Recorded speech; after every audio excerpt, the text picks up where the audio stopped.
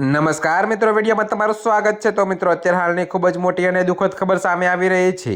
તો મિત્રો, તમને જણાવી દઈએ કે પોરબંદર જિલ્લાના ગ્રામ્ય વિસ્તારમાં રહસ્યમય હત્યાનો બનાવ સામે આવ્યો છે, જ્યાં કોઈ અજાણ્યા આરોપીએ દેશી હાથ બનાવટી બંદૂક વડે ભરત નાથા આડેદરા નામના વ્યક્તિને પગના સાધનના ભાગે ગોળી મારી દીધી હતી।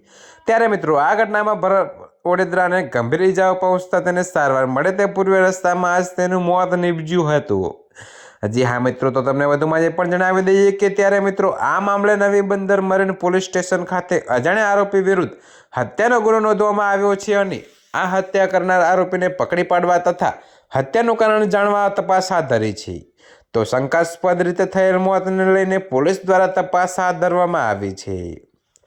તો મિત્રો, વિગતવાર વાત કરીએ તો પોરબંદર જિલ્લાના ગોસા ગામે આવેલ બેટી સીમ વિસ્તારમાં ગત 10 ડિસેમ્બરના આશરે સાંજે 5:30 વાગે ગોસા ગામના વિસાણા ફળિયામાં રહેતા 43 વર્ષીય ખેડૂત ભરત નાથા આડેદરા પર અજાણ્યા આરોપી દ્વારા દેશી હાથ બનાવટની બંદૂક વડે ફાયરિંગ કરવામાં આવ્યું હતું, જેમાં ભરત આડેદરાનું મોત નીપજ્યું હતું। તો બાદમાં આ બનાવને લઈને મૃતક ભરત આડેદરાના ભાઈ કાનાનાથા આડેદરા દ્વારા અજાણ્યા ઈસમ વિરુદ્ધ નવી બંદર મરીન પોલીસ સ્ટેશન ખાતે ફરિયાદ નોંધવામાં આવી છે।